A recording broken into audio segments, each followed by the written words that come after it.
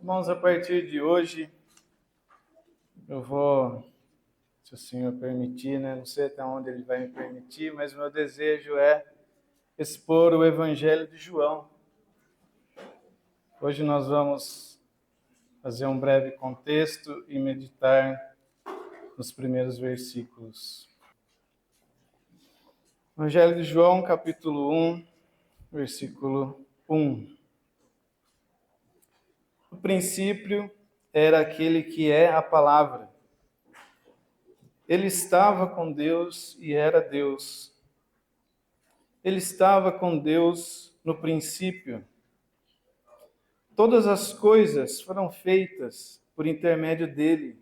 Sem ele, nada do que existe teria sido feito. Nele estava a vida, e esta era a luz dos homens. A luz brilha nas trevas, e as trevas não a derrotaram. Surgiu um homem enviado por Deus, chamado João.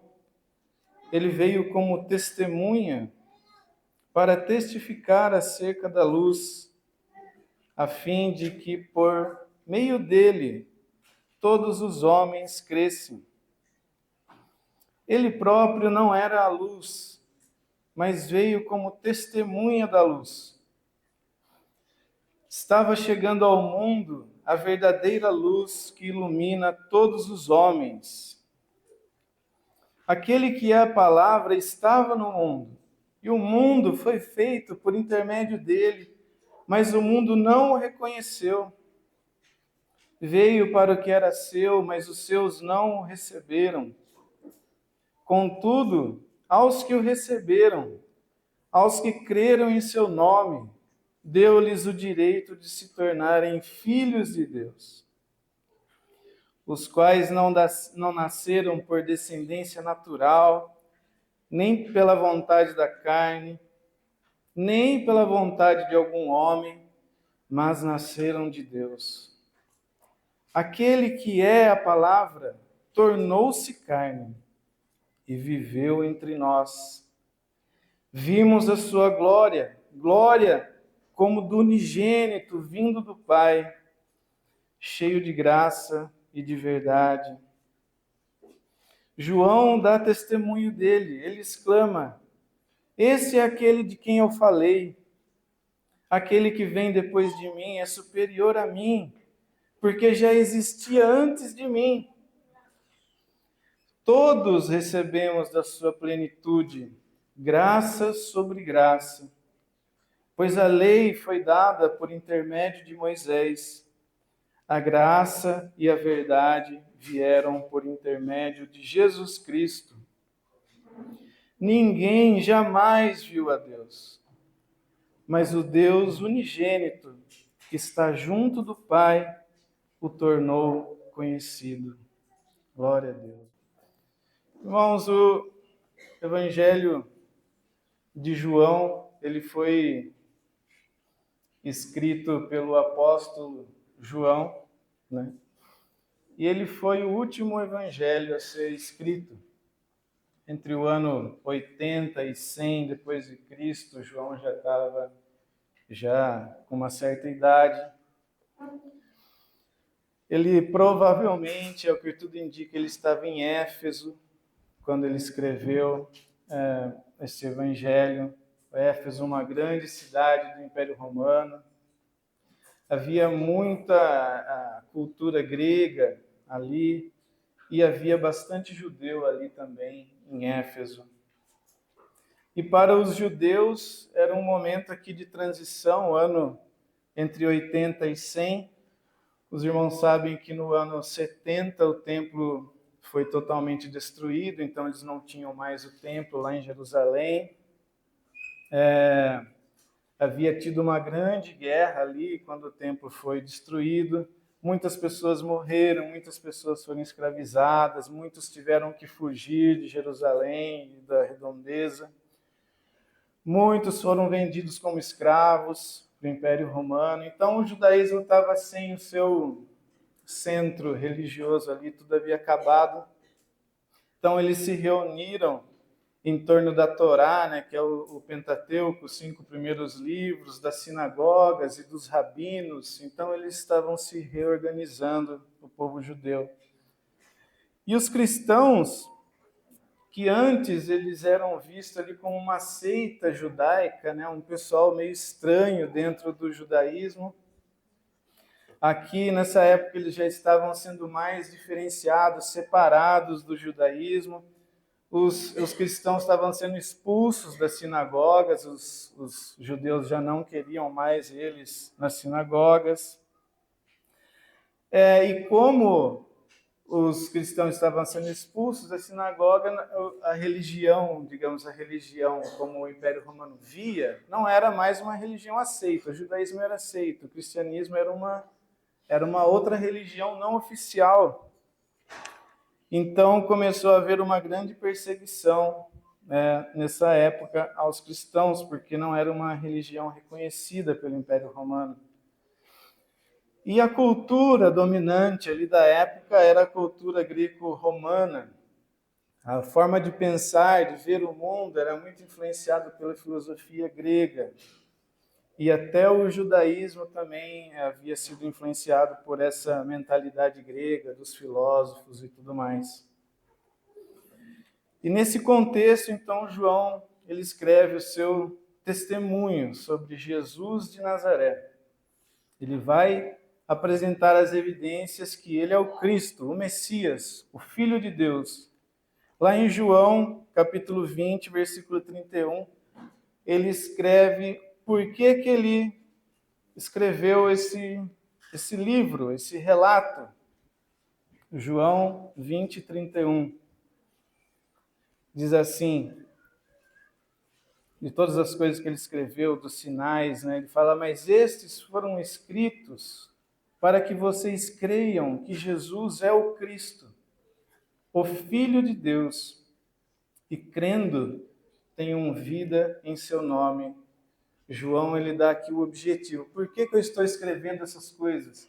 Para que vocês creiam que o Jesus de Nazaré é o Cristo, o Messias, o Filho de Deus. E se vocês crerem nisso, vocês vão ter vida em seu nome.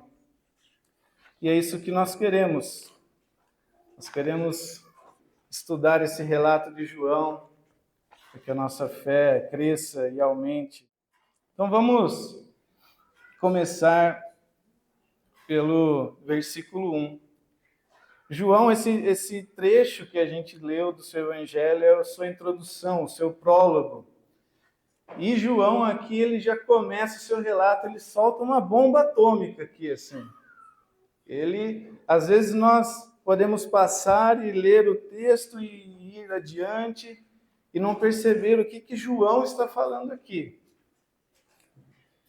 E com certeza a gente não vai conseguir perceber tudo que ele está falando aqui, porque é impossível, né?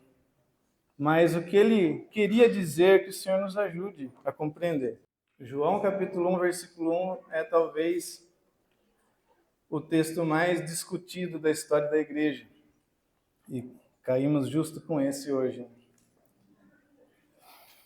Então ele começa assim: no princípio era o verbo, a palavra. E se nós formos entender isso com o nosso português ou com as coisas que a gente conhece hoje, a gente não vai entender. Porque chega a ser meio sem sentido. No início era a palavra. Que palavra? Que verbo? O que é isso? Do que se trata isso? Então João, ele usa aqui já na sua introdução um conceito que havia sido elaborado por séculos entre os gregos, os filósofos, entre os judeus, que era o Logos. No original, ele diz aqui, no princípio era o Logos. E para a gente entender o que João está falando, a gente precisa compreender o que significava isso. O que significava Logos? Por que João usou isso? Por que ele colocou essa palavra aqui logo no início? Então eu vou passar rapidamente para a gente não se alongar sobre o que significava Logos quando João usa essa palavra aqui. No grego comum, logos significava expressão racional, com o sentido de palavra, um discurso, uma explicação. Logos era uma explicação, era uma mensagem. Logos significava uma razão, a razão de alguma coisa. Logos significava um argumento lógico, quando você monta um argumento para explicar alguma coisa. Então, esse era o primeiro significado, né, da superfície da palavra logos. Mas, entre o século V e IV, né, antes de Cristo, apareceu um filósofo chamado Heráclito. E é muito interessante que esse filósofo era de Éfeso, de onde João muito provavelmente está escrevendo a sua carta. E esse filósofo, Heráclito, ele começou a definir algo que ele chamou de logos. Ele criou esse conceito. E para Heráclito, logos era o princípio racional que governa o universo e a ordem universal por trás de todas as mudanças. Ele fala, olha, eu percebo que esse mundo aqui, que esse cosmos, tudo que existe, ele está sempre mudando. As coisas vão mudando, né? Um rio está passando aqui, nunca é a mesma água que está passando. A água que passou aqui ontem já não é a mesma, ela já foi, está passando aqui. Mas tem alguma coisa que mantém tudo que existe coerente. Está sempre tudo mudando, mas parece que tem algo, uma ordem por trás das coisas. E ele chamou isso de logos. Para o Heráclito, o logos era como se fosse uma lógica invisível que organiza tudo que existe. Ele fala, não é um caos isso daqui, parece que está tudo tão organizado. E ele chamou isso de logos. E o tempo passou, apareceram no século III a.C. outros filósofos, os estoicos, e eles desenvolveram mais ainda essa ideia. Para eles, o Logos era a razão divina que estrutura e governa toda a realidade. Ou seja, o universo inteiro é racional e pode ser compreendido porque o Logos está por toda parte. Tudo que existe é racional e pode ser compreendido porque o Logos está estruturando tudo isso.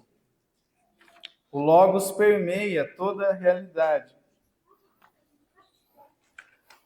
Eles também viam o Logos como um fogo inteligente, um sopro vital, que dá vida a todas as coisas, que organiza tudo.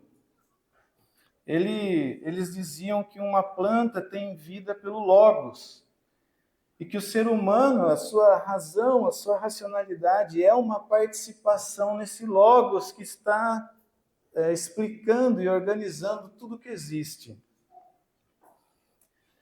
E eles também foram pensando nesse Logos, foram pensando, e eles diziam também que esse Logos, ele continha as sementes de todas as coisas que existem. Eles falaram, olha, existe algo que contém a semente de tudo. O Logos determina o que cada coisa será e o desenvolvimento de todo o universo.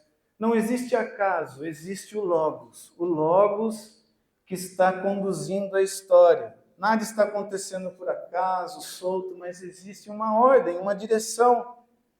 E tudo que tudo será já está nesse Logos. E depois em Roma, isso daí foi evoluindo também, depois de Cristo, bem no comecinho, eles começaram a dizer que o Logos era um guia para a vida prática. Viver corretamente de uma forma boa era viver de acordo com esse Logos que está em todo o universo, dando rumo a todas as coisas. Esses foram o que os gentios, como está lá em Atos, capítulo 17, que Paulo disse, são os gentios tateando para ver se eles conseguem achar Deus. Não é isso que Paulo falou? Quem está tateando é porque é cego, né? Eles estão tateando. Parece que tatearam bem, mas ainda estão tateando. E na tradição hebraica, não foram só os gentios que começaram a pensar nisso. Os hebreus, os judeus também, olhando para a palavra de Deus, eles começaram a ver essas coisas.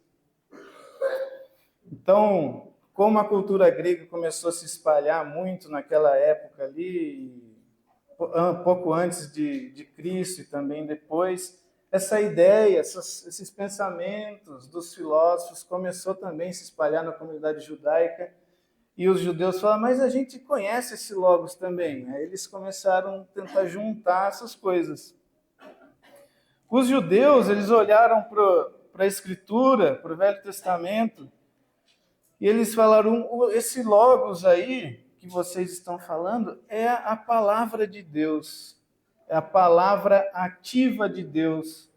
É a palavra ativa e eficaz que cria o mundo. Eles diziam, sabe quando Deus, lá em Gênesis 1, falou assim, e disse Deus, e tudo foi criado quando Deus ia dizendo, não é verdade?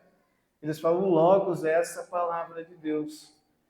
É aquilo que expressa Deus e essa palavra com poder que cria todas as coisas. É o Logos de Deus. E esse Logos, ele também agia nos profetas. O que os profetas falavam era esse Logos aí, é o Logos de Deus, que ia explicando todas as coisas. No Salmo 33:6, eles usavam isso, né, que diz, mediante a palavra do Senhor foram feitos os céus, os corpos celestes, pelo sopro da sua boca. Em Isaías 55, assim também ocorre com a palavra que sai da minha boca. Ela não voltará para mim vazia, mas fará o desejo e atingirá o propósito para o qual eu enviei. É como se Deus, a sua mente, o seu pensamento é inescrutável. Quem conhece a mente de Deus? Nós somos criaturas, ele está muito além da nossa lógica, da ferramenta que a gente tem para compreender qualquer coisa. Deus está muito acima. Mas essa palavra de Deus é quando o que está na mente de Deus, que é inescrutável, sai e nós podemos compreender. E ela sai poderosa, ela sai fazendo. E ela sai colocando à existência tudo que deve existir. Os judeus falavam, esse daí é o Logos. E eles olharam para Provérbios 8. Vamos ler Provérbios 8 inteiro. Eles diziam, parece que havia uma figura feminina criada por Deus antes do mundo, que fez todas as coisas, que mediou a criação de tudo. Provérbios 8, versículo 22. E aqui em Provérbios 8, 22, esses judeus olhavam e falavam, esse Logos, essa palavra de Deus está falando aqui em Provérbios 8, 22. Diz assim, o Senhor me criou como o princípio do seu caminho, antes das suas obras mais antigas. Fui formada desde a eternidade, desde o princípio, antes de existir a terra. Aqui, os judeus estavam dizendo que era a sabedoria, né? Essa figura aqui. Nasci quando não havia abismos, quando não haviam fonte das águas. Antes de serem estabelecidos os montes e de existirem as colinas, eu nasci. Ele ainda não havia feito a terra, nem os campos, nem o pó com o qual formou o mundo. Quando ele estabeleceu os céus, lá estava eu. Quando traçou o horizonte sobre a superfície do abismo, quando colocou as nuvens em cima, estabeleceu as fontes do abismo, quando determinou as fronteiras do mar para que as águas não violassem sua ordem, quando marcou os limites dos alicerces da terra, eu estava ao seu lado, eu era o seu arquiteto. Dia a dia eu era ao seu prazer e me alegrava. continuamente com a sua presença. Eu me alegrava com o mundo que ele criou e a humanidade me dava alegria. Ouçam-me agora, meus filhos, como são felizes os que guardam os meus caminhos. Ouçam a minha instrução e serão sábios. Não desprezem. Como é feliz o homem que me ouve, vigiando diariamente a minha porta, esperando junto às portas da minha casa. Pois todo aquele que me encontra, encontra a vida e recebe o favor do Senhor. Mas aquele que de mim se afasta, a si mesmo se agride. Todos os que me odeiam amam a morte. Os judeus começaram a olhar e falaram, nossa, mas parece que havia alguém com Deus, havia alguma coisa, havia essa expressão de Deus ali antes de tudo. E é esse Logos, nós achamos que é esse Logos, é a palavra de Deus. Isso foi avançando, foi avançando. Então, os judeus começaram a escrever algumas traduções e paráfrases aramaicas da Bíblia hebraica, porque eles foram para o exílio, eles já não falavam mais o hebraico, e os textos eram em hebraico, então eles começaram a escrever como se fossem umas traduções. E nessas traduções era como se fosse uma Bíblia na linguagem de hoje, não era exatamente, eles iam como tentando explicar o texto, esses textos que eram usados nas sinagogas. E nessas traduções, eles colocaram um termo ali, que significa palavra, sempre quando o Senhor interagia com as pessoas, sempre quando Deus aparecia, sempre quando Deus estava fazendo algo que as pessoas viam, eles não colocavam ali que era Deus, eles colocavam ali que era a palavra. A palavra é apresentada como uma manifestação divina que era idêntica a Deus, mas que era distinta dele. Não era idêntico, mas não era. Eles estavam pensando nisso. E eles ali nesses textos têm, por exemplo, que essa palavra, esse termo que eles criaram, foi aquele que criou o mundo, né? Ele coloca lá em Gênesis 1, nessas traduções. Eles começaram a pôr nessas traduções que esta palavra, esse logos, ou menha, né, que eles diziam aqui, era o mediador que liderava Israel. Foi ele que endureceu o faraó. É ele que salvou, ele que puniu, ele que fez as alianças, ele que revelou Deus para nós. E quando não creram na palavra de Deus, eles falavam, eles não creram no menha do Senhor. Tudo que quando Deus ia falar com alguém, e de uma forma que alguém pudesse compreender, eles falavam, não é Deus, porque Deus é invisível. Como que a gente vai ver Deus? Como que Deus vai falar? Como que a gente vai ouvir? Deus é Espírito. Ele usa alguma ferramenta, um instrumento que a gente consegue entender. E eles colocaram isso como a palavra do Senhor. E eles fizeram esse paralelismo, então, com os gregos e juntaram tudo isso. É o Logos, é o Logos. Quando aparecia o anjo do Senhor, era a palavra do Senhor. Isso foi indo, irmãos, foi indo. Vou acelerar aqui. E o auge disso foi um homem chamado Filon, de Alexandria. E ele terminou isso, ele foi desenvolvendo essa ideia, e eu vou ler rapidinho aqui. Ele chegou à ideia que o Logos era o filho primogênito de Deus. Filho no sentido que derivava de Deus, era uma derivação de Deus de alguma forma. Ele dizia que esse Logos, que os gregos e os judeus estavam pensando, era a imagem e sombra de Deus. Ele dizia que esse Logos era um intermediário eterno, nem idêntico ao Deus, nem criado como o mundo, mas que esse Logos era um hospedeiro, era uma ponte entre o Criador e a criatura. O Filon falou, tudo foi criado no Logos e por meio do Logos.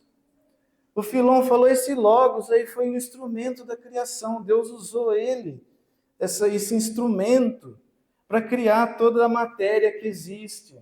Esse Logos aí é o que mantém a harmonia de tudo que existe, para não virar um caos. Esse Logos, essa palavra de Deus, é o que revela Deus. Ele era o anjo do Senhor, ele era o maná espiritual. Esse Logos aí, ele era o intercessor, ele é a razão que está na mente humana. Eles tatearam por séculos.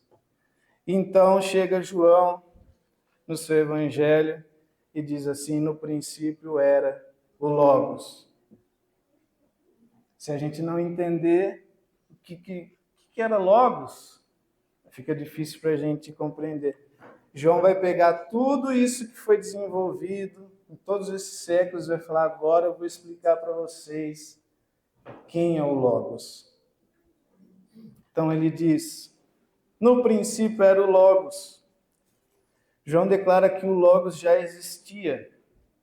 O verbo que ele usa aqui é uma existência contínua no passado. Contínua, sempre existiu. Antes que Deus criasse todas as coisas no princípio, o Logos já era. E ele está ecoando Gênesis 1:1, não é? No princípio criou Deus os céus e a terra. João começa: no princípio era o Logos. Ele está fazendo a nossa mente voltar lá atrás. No princípio era o Logos. Então aqui ele está confirmando, é verdade isso. O Logos estava lá no princípio. Esse Logos que vocês pensaram aí por séculos, ele estava lá no princípio. E ele diz, ele estava com Deus, esse Logos. Aqui, ele estava com Deus no sentido de relação. A palavra aqui é face a face, como se fosse uma face de frente com a outra. Havia um relacionamento ativo, uma comunhão íntima. É o que João está falando aqui. O Logos estava lá e ele estava com Deus. Ora, se o Logos estava com Deus, então a gente tem uma distinção aqui, né? Se ele estava com, não era a mesma coisa, não é verdade? Ele estava com Deus. Há uma distinção, há uma relação pessoal entre eles, são identidades diferentes. Mas aí, logo em seguida, João fala assim, ó, ele estava com Deus e era Deus.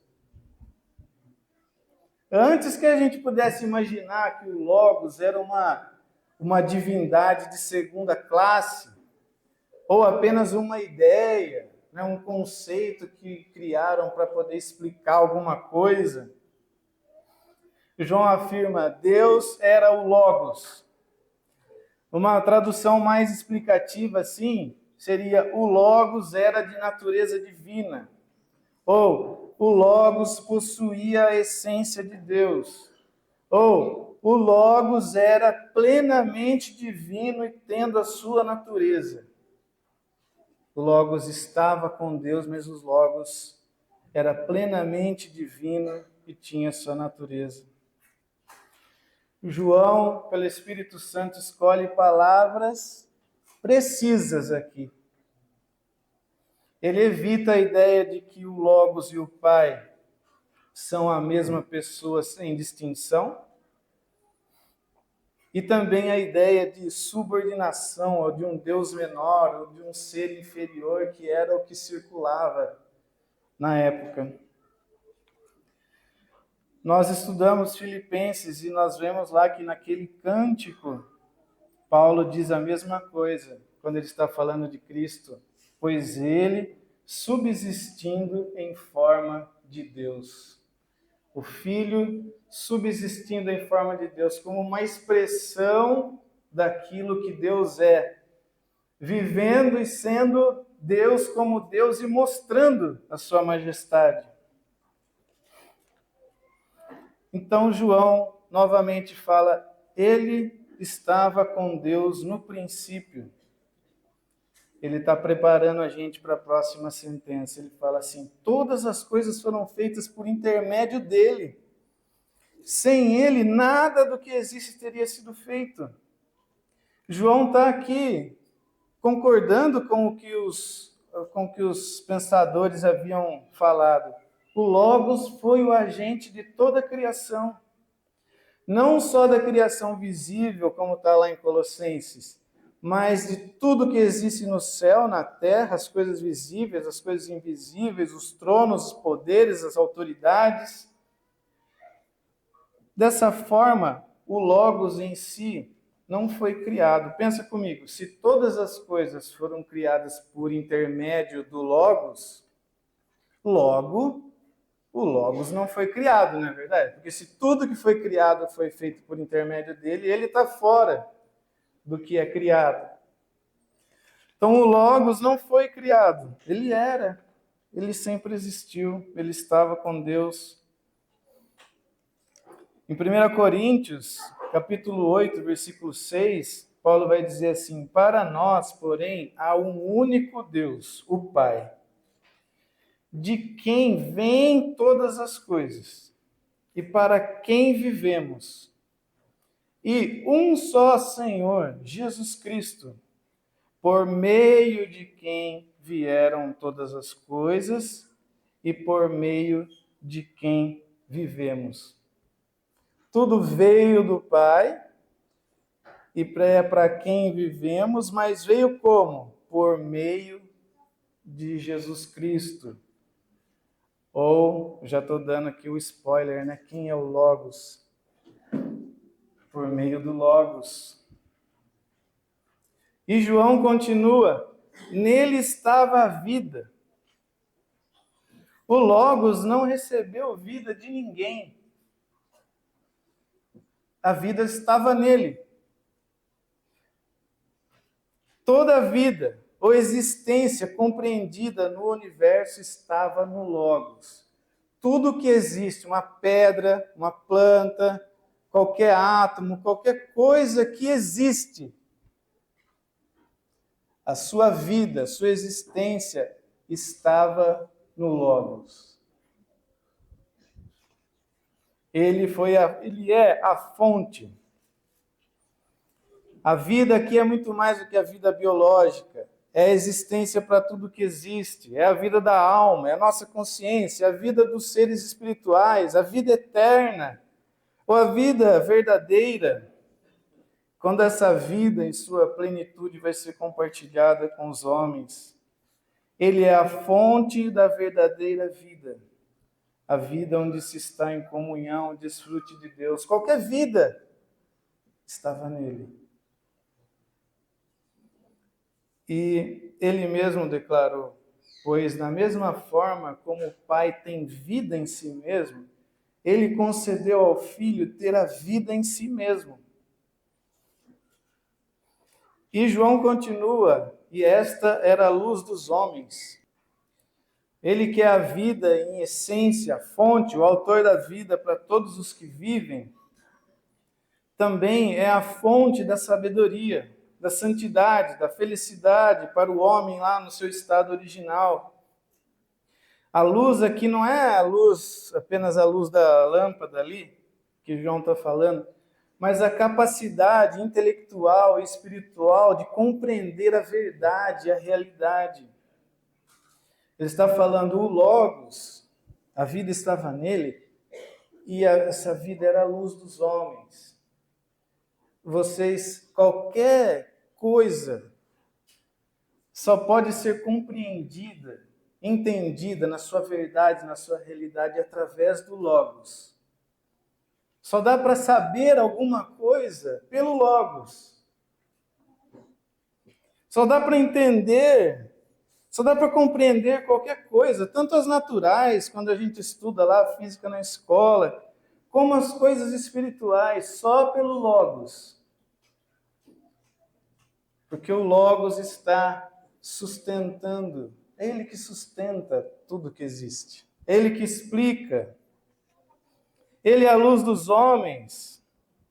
A própria racionalidade humana a nossa cabeça, a nossa razão, a lógica que diferencia a gente de um macaco, está no Logos.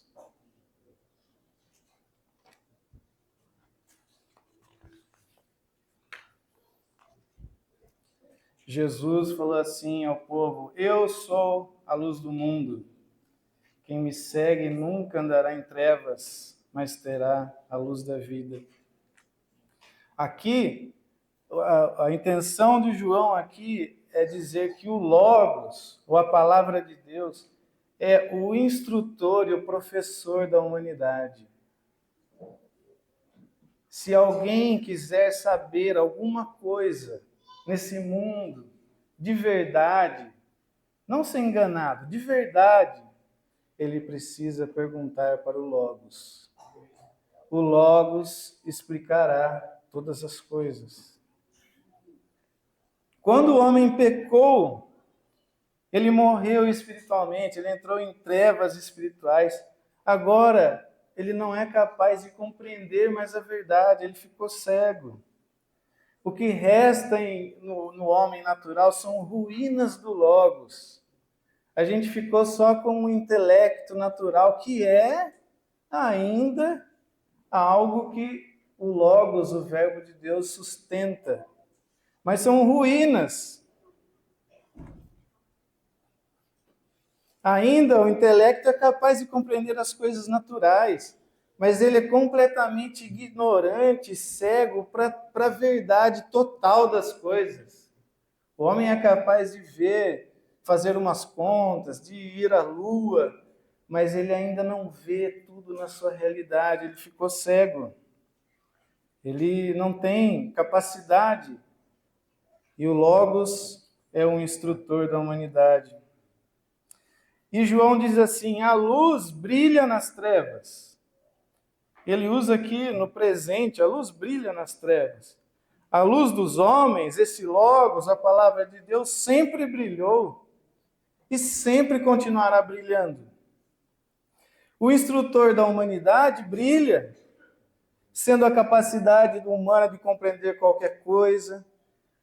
O instrutor da humanidade brilha, revelando Deus na criação, nos céus, na natureza. O instrutor da humanidade, a luz do mundo, brilha na consciência de cada um. Ela brilha na palavra dos profetas. Ela brilha quando o Logos se torna carne e habita entre nós.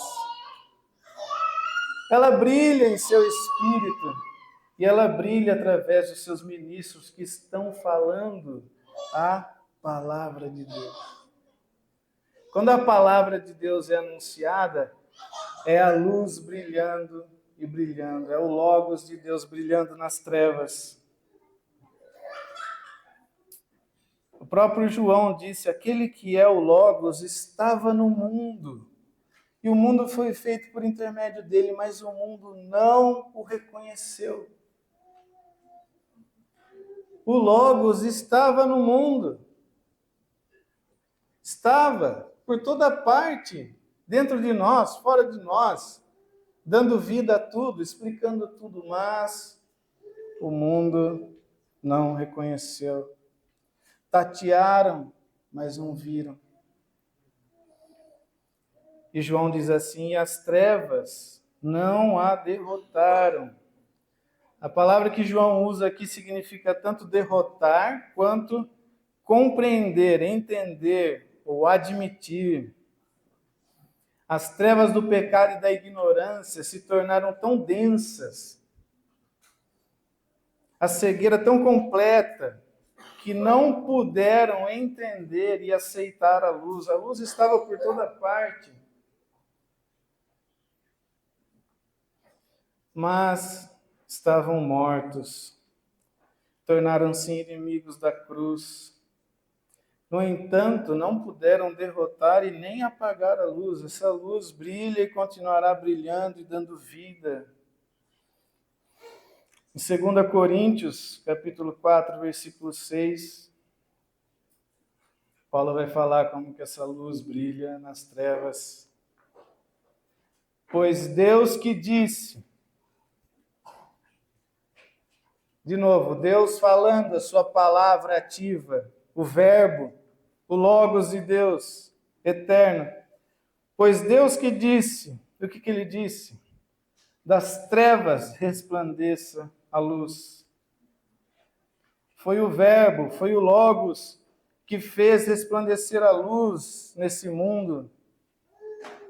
E agora Paulo fala, e ele mesmo brilhou em nossos corações. Para quê? Para a iluminação do conhecimento da glória de Deus na face de Cristo. Que coisa maravilhosa, irmãos. Ele ativamente, o Verbo, o Logos, brilhou nos nossos corações, rompeu essa cegueira. Para quê? Para a iluminação, para a gente poder conhecer a glória de Deus na face de Cristo. É o único lugar onde é possível conhecer a glória de Deus.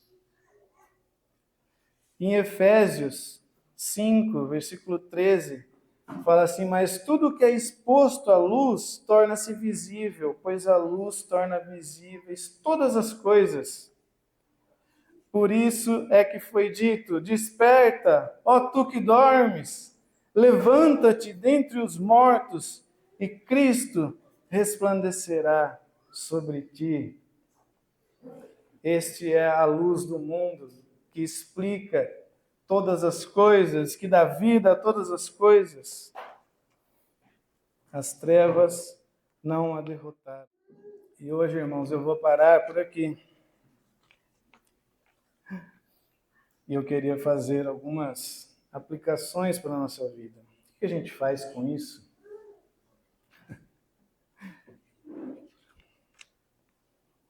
Eu, enquanto estava meditando nessas palavras, teve uns 2 dias que eu fiquei até atordoado, assim. Assim, começou a dar até uma zonzura, assim, que foi, rapaz, isso aqui é muito além do que a gente consegue entender e explicar, ainda mais eu. Mas eu queria fazer algumas aplicações. Eu vou fazer invertido aqui. Primeira observação, aplicação prática. Irmãos, nunca dê ouvido para nenhuma ideia que diminua Jesus Cristo, que diminua a glória do Filho de Deus, ou que diga que ele não é Deus, ele é um deusinho, ele é um profeta, E às vezes esse argumento é bem articulado, e isso não é novo. Desde o começo da igreja, muitos tentaram dizer que o Filho de Deus não era Deus, que ele não era Deus verdadeiro, que ele era alguma coisa menor. Então, teve Ario e muitos outros, né? No Concílio de Nicéia isso foi tratado. Mas hoje em dia, para nós aqui, bate lá na sua casa as testemunhas de Jeová. Eles batem lá na sua casa e eles vão, dentro da doutrina deles, diminuir quem é Jesus. Eles defendem que Jesus é a primeira criação de Jeová, que ele era o arcanjo Miguel, que ele é um ser divino, mas foi criado. Jesus, o Verbo, não existiu sempre, ele foi criado. Ele é importante, mas nem tanto. Diz que ele atuou como agente na criação, mas não é coeterno com Deus. Ele não é Deus, ele não tem a mesma essência do Pai. Os testemunhas de Jeová dizem isso. E eles alteraram a tradução da Bíblia deles, de João 1, para que o Verbo era um Deus. Eles colocaram um artigo lá, que não existe, se você pegar no texto original. Nunca dê ouvido para isso, isso sempre está aí. Isso daqui é fundamental. Se não foi Deus que te salvou, você não está salvo. Se foi alguém, por mais importante que ele seja, mas não Deus que morreu na cruz por nós, nós não estamos salvos. Quem nos salvou da ira de Deus? Aquele texto de Romanos, né? Quem poderá nos separar do seu amor? Foi Cristo que morreu. O Cristo que morreu precisa ser Deus, porque senão alguém vai poder separar a gente do amor de Deus. Quem que vai nos salvar da ira de Deus? Quem é perfeito como Deus?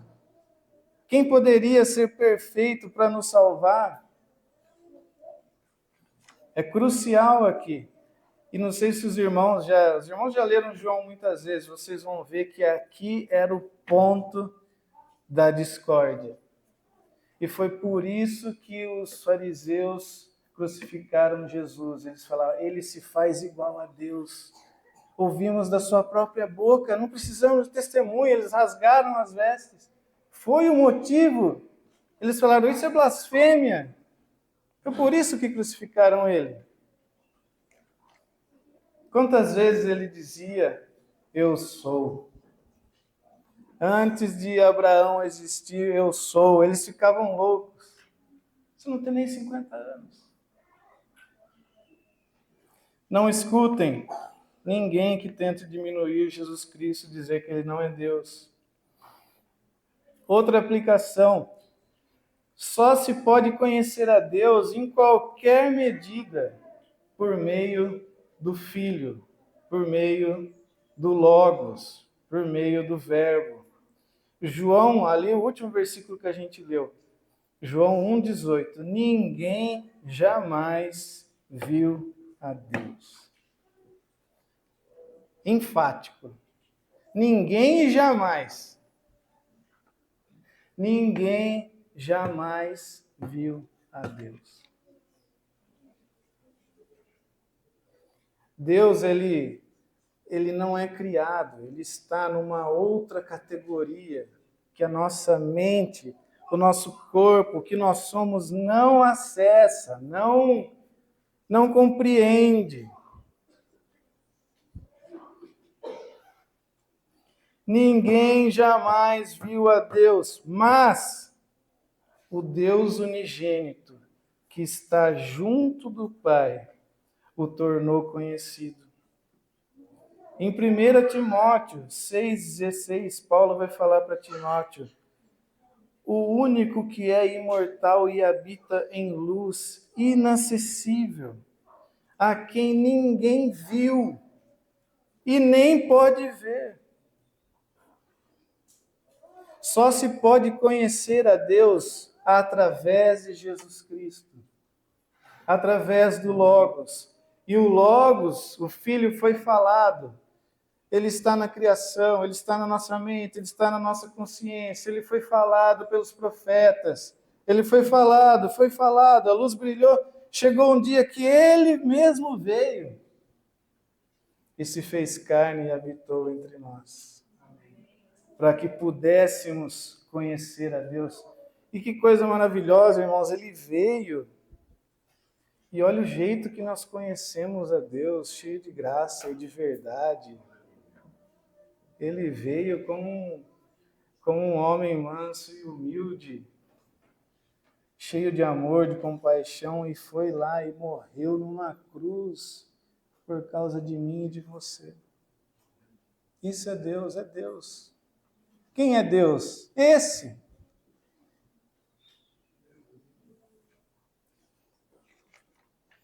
A gente não sabe o que está na mente de uma pessoa até que ela fale, não é verdade?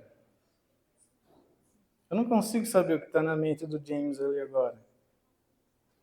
Eu só vou conseguir saber o que está na mente do James se ele falar num idioma que eu entenda. E se no idioma que eu entendo as palavras fizer nexo, tiver uma ordem, tiver uma gramática, de uma forma que eu consiga entender. Precisa ter lógica.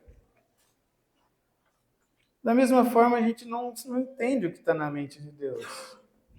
Nós não alcançamos. Deus é inescrutável.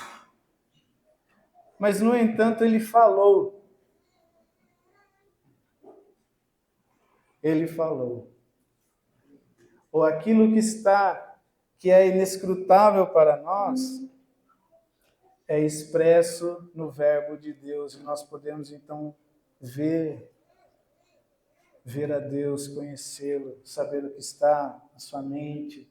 Irmãos, são exemplos, o exemplo é ruim demais, eu sei. É que não tem jeito de explicar isso, a gente tenta de alguma forma. É muito mais do que isso, do que eu estou falando.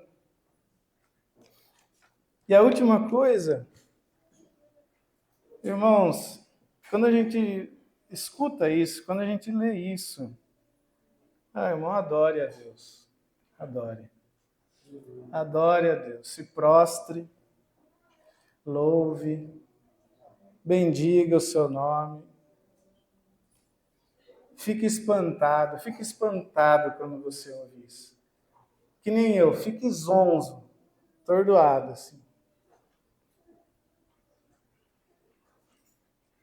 Renda-se diante desse Deus glorioso. Como o João que escreveu isso daqui, quando o Senhor levou ele para ver um pouquinho, ele caiu que nem morto. Ele caiu, e dali ninguém tirou ele até que o próprio Senhor levantasse ele. Submeta-se, irmão. Esse é o nosso Senhor, irmão. Não é o Zezinho da esquina. Submeta-se à palavra de Deus. Quando a gente fala, irmãos, tem que obedecer a palavra de Deus, não é o texto aqui, irmãos. Esse texto só é Cristo explicado. É o verbo, se submeta ao verbo, a palavra de Deus. Coloque-se no seu lugar. Coloque-se no seu lugar. Eu e você somos criaturas. Por mais e maiores privilégios que temos em Cristo Jesus, somos criaturas, irmãos. Coloque no seu lugar. Não fique questionando o Criador, nem dando ordens para Ele. Se submeta, coloque-se no seu lugar. Desfrute, foi esse que te amou. Foi esse que te amou. Esse que morreu e ressuscitou. Como que vão tirar você das mãos dele?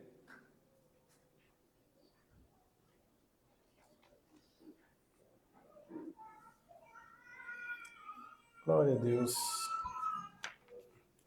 Glória a Deus.